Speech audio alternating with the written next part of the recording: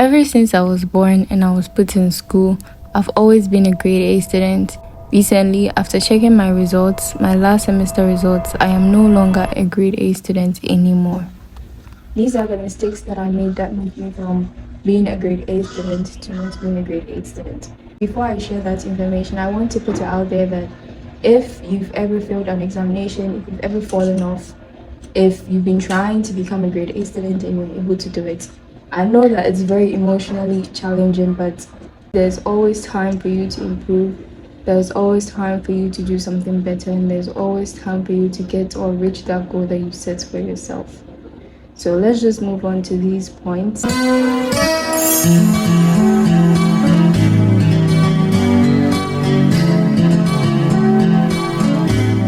When you've been a grade A student for a very long time, you start to be confident. Yes, being a good student comes from being confident in your answers, being confident when you're learning, right? But sometimes the confidence can overcome you to the point where you feel invincible. I started to feel invincible. I started to feel like, oh, I'm brilliant. People telling you you're brilliant, oh, you're brilliant, you probably know. Honey, don't let those things get into your head. I beg you very much. That's when you begin to slack. I wasn't even going to class most of the time because I was like, what's the point? What's the lecturer going to say? That's not in his slides. It's really going to humble you. Just because you've been doing it for most parts of your life doesn't mean that it's going to always go your way.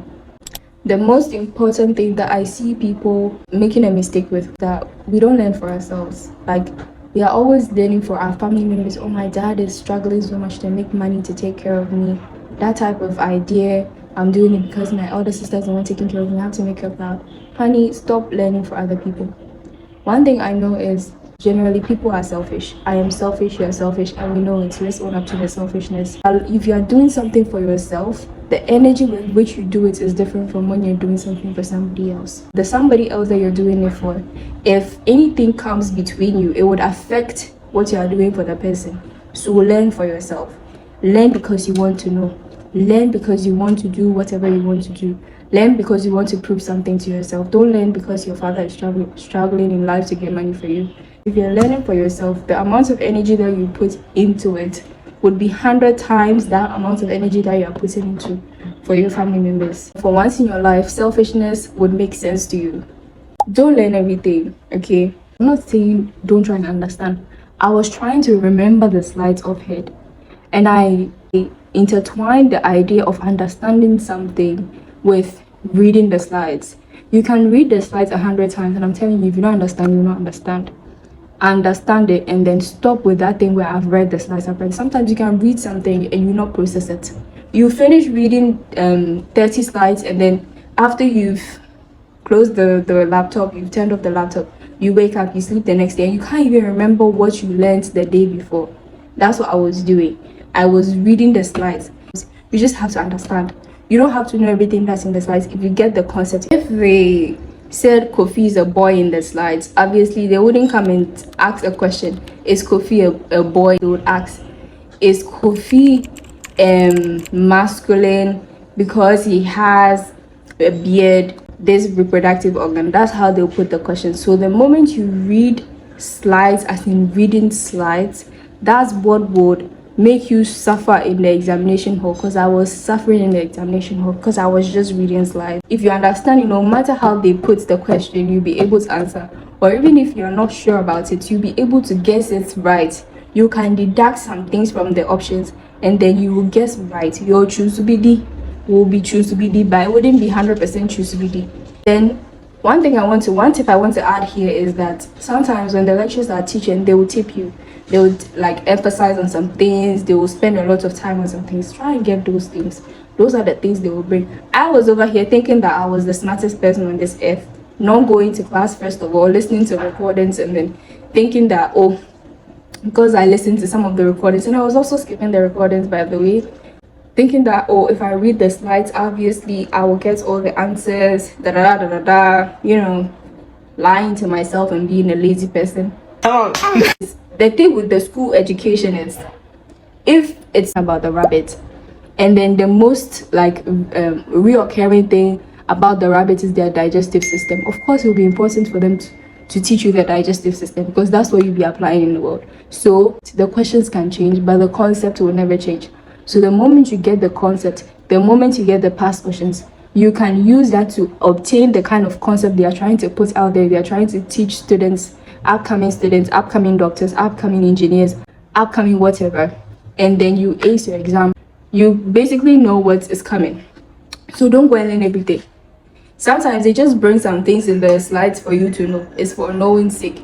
It's for being able to tell people that yes, I'm an engineer, so I know this thing. But it's not for examination sake. It's not for application reasons. Please, don't let people pressure you. Family, your friends, literally anybody who knows about your academic capabilities would, in a way, if not intentionally, unconsciously pressure you. Whether you were feeling sick, whether somebody passed in your family, whether whatever happens to you, you've always been brilliant, so you have to be brilliant for the rest of your life. You don't have any excuse. You have the brain. What are you trying to tell them? So that pressure will forever follow you. And if you're in school and then they happen to post or publicly post your results, that pressure will also come from school too. People would expect you to do well. You sometimes lose track of what you're trying to attain, and then sometimes you start to compare yourself with more brilliant people, thinking that you're motivating yourself. That's not motivation. That is killing yourself from inside out. Stop comparing yourself to people.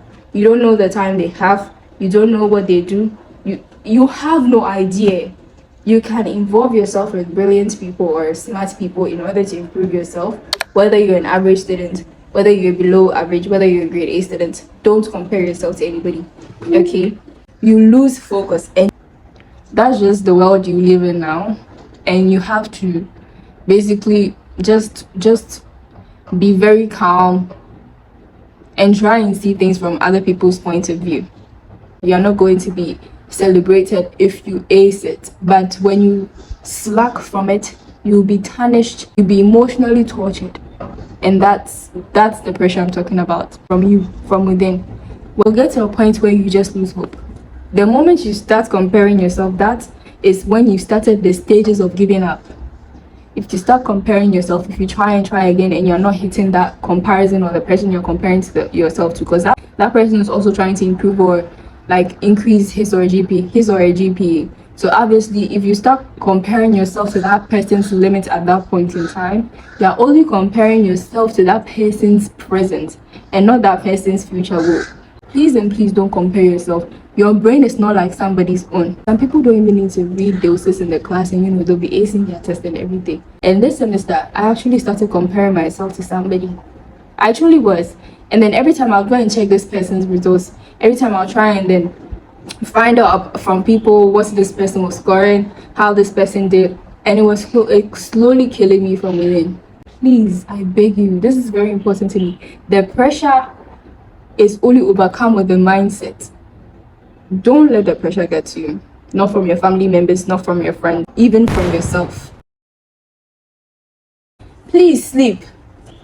Realize that this whole time I'm talking, I'm using please. I am literally begging you, sleep. I was sleeping for a maximum of 4 hours per day. I don't know if you know how that thing affects your brain after some time. It got to a point I would read something and I'll forget the sentence that I read. I was so tired. My brain was literally sleeping on me every single time. Listen, no matter how tight your schedule is, no matter how many things you have to learn, sleep. The moment you have a fresh brain, you have a fresh mind, you can learn 2 sentences, and if you get the concept, you get the concept. You will die. I was literally dying. I was falling sick most of the time. It's going to affect you more than you know. If you think it's going to give you more time, it's not going to give you more time. Having a fresh mind is going to give you what you need to get to understand and read. I remember when we were about to write my last examination, there was this particular paper. I didn't sleep for 2 days. 2 solid days. I was drinking caffeine. This semester, even though I didn't sleep, I almost went out of the A. And I've been so hurt about that particular course. That course, whenever I think of it, it really breaks my heart. Because when I was sitting behind the paper, I couldn't even read a sentence right.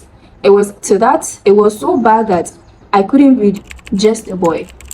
I would read just, boy, I would jump some words and I would sit behind the paper trying to slowly read a sentence before I could actually sit down and slowly try and remember something. That was how much my brain failed me on a particular day. Sleep, especially before your paper. Sleep at least for 5 hours and start learning throughout the semester. Start learning. Don't pick out your favorite ones or pick out the most difficult ones. Yes, you can give more time to the most difficult ones, but don't leave the easy ones out, because it's the easy one that will fail you. If you're sleeping, you are healthy and your brain will also be healthy. This is one thing I failed to grab quickly during my last semester. So the thing is, I had a method of learning, right?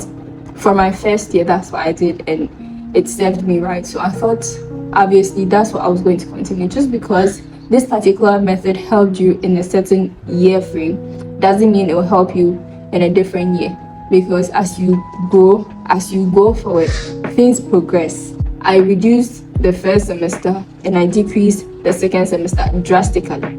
So please and please, if there is a need for you to change your learning method, there are lots of learning methods, change it. If you're an average student and you're trying to increase to a grade A student too, and you've been using a particular method, please, and it's not working, please change it.